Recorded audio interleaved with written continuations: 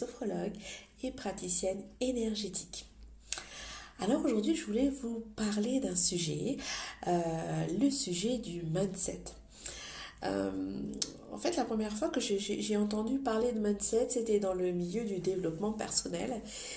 Et c'était un mot qui me faisait plutôt peur, parce que j'avais l'impression que c'était quelque chose d'immensément énorme et que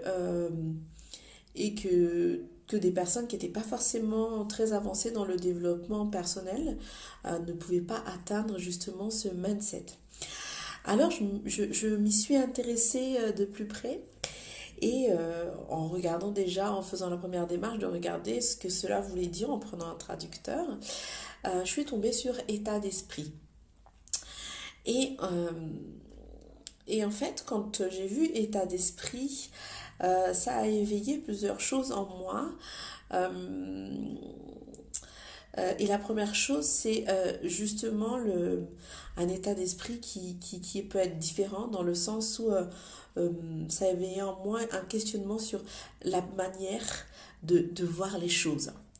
J'étais déjà dans cet état d'esprit justement d'essayer de, de se dire que ce qui peut se passer dans mon quotidien euh, peut peut-être avoir des réponses ou des solutions complètement différentes selon la manière dont moi je les percevais. J'étais déjà dans cet état d'esprit-là.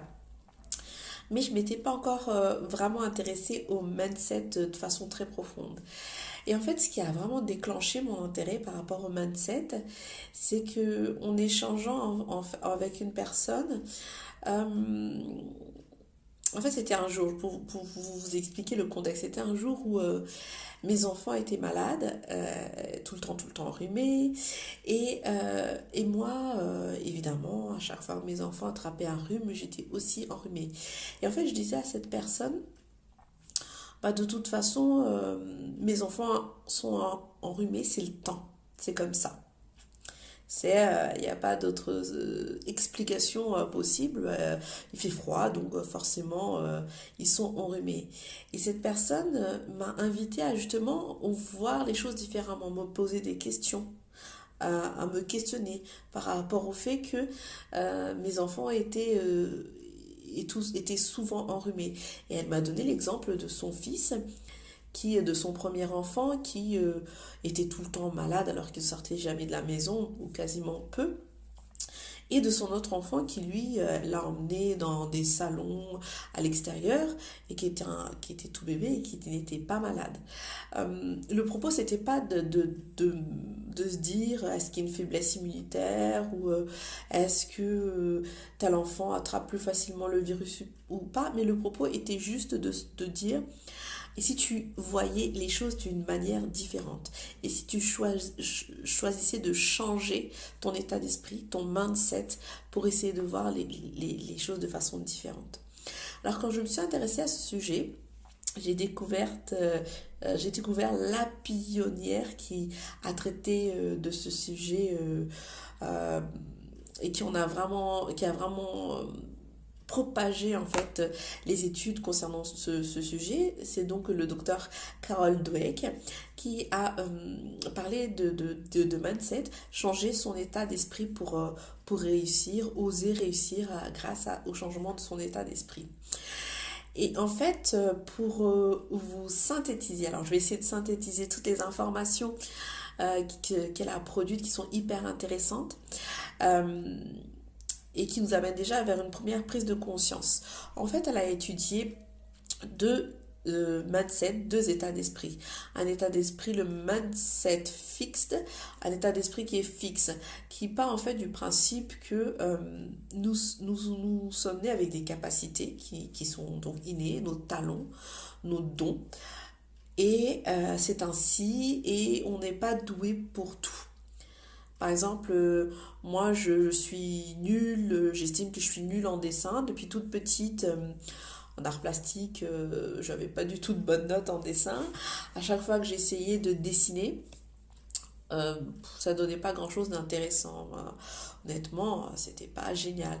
Et donc j'ai toujours considéré que j'étais nulle en dessin.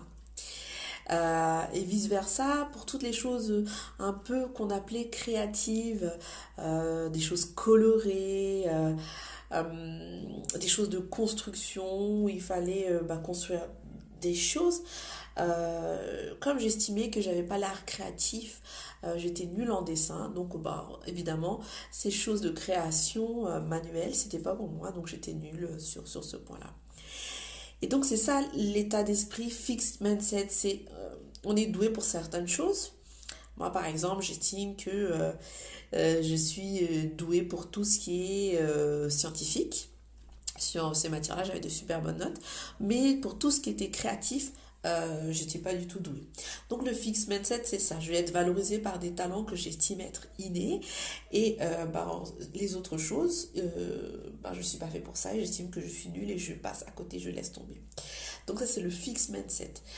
En opposition à ce fixed mindset, on a le growth mindset, qui est en fait un état d'esprit de développement. Euh, le focus est posé sur l'effort et la stratégie qu'on va mettre en place. En fait, tout ce qu'il y a autour de nous nous est accessible, c'est-à-dire qu'on se met dans une position d'apprenant. On est capable de tout apprendre. Et ce qui va nous permettre en fait de s'ouvrir et de développer encore plus de choses. Si on applique cela dans le monde par exemple de l'entreprise, un exemple qui est très parlant, c'est par exemple l'histoire d'Uber qui m'a vraiment marqué. En fait, Uber aujourd'hui est très connu par tout le monde, c'est vraiment une véritable success story. Et quand on regarde leur histoire, en fait, c'est l'histoire de deux personnes qui étaient en vacances à Paris et qui étaient, entre guillemets, en galère un soir lors d'une de leurs sorties et ils ont eu l'idée de créer Uber.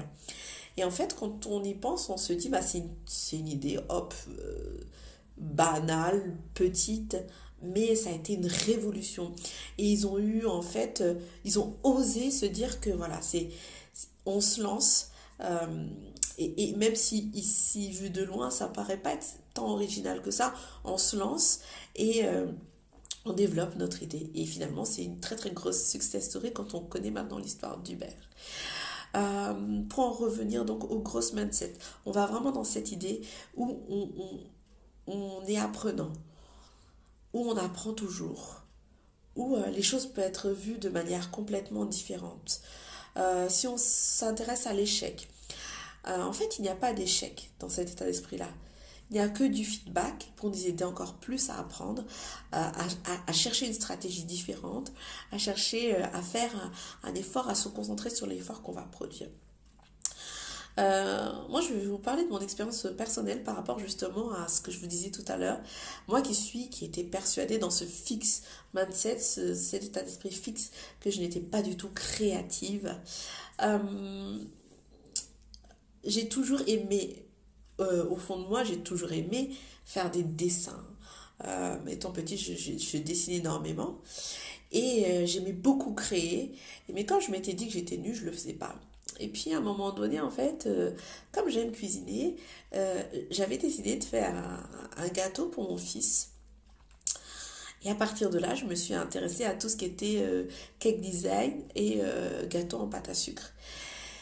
Et c'est vrai que les premières réalisations n'étaient pas franchement terribles. Mais j'aimais tellement ça et j'étais tellement persuadée que je pouvais réussir et apprendre en m'améliorant que j'ai vraiment pris le temps de m'améliorer et d'en faire de plus en plus, de plus en plus.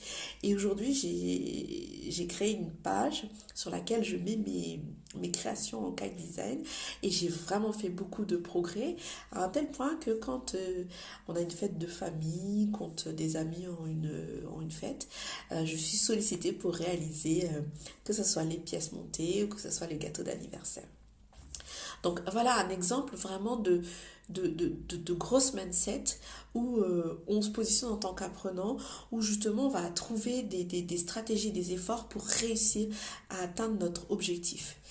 Et, euh, et vraiment de ne pas se limiter en disant bah non je ne suis pas fait pour ça, mais de se dire allez je peux y arriver, je trouve toutes les stratégies et je vais produire les efforts pour réussir et pour atteindre mon objectif.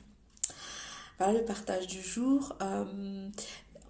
Je vous invite à déposer vos questions, vos interrogations suite à cette vidéo pour que je puisse y répondre et en faire d'autres parce que c'est un sujet qui est très très très large et que j'ai essayé de vous introduire en quelques minutes. Je pense que je referai d'autres vidéos pour parler davantage et vous donner plus d'outils par rapport à ce gros mindset. Si vous avez besoin de plus d'informations me concernant, je vous donne rendez-vous sur mon site internet www.sophro-zara.com et je vous reçois en séance de sophrologie et d'énergétique sur Maxence. Vous pouvez prendre rendez-vous directement sur Doctolib en tapant mon nom Zara Niriarivoni. À bientôt.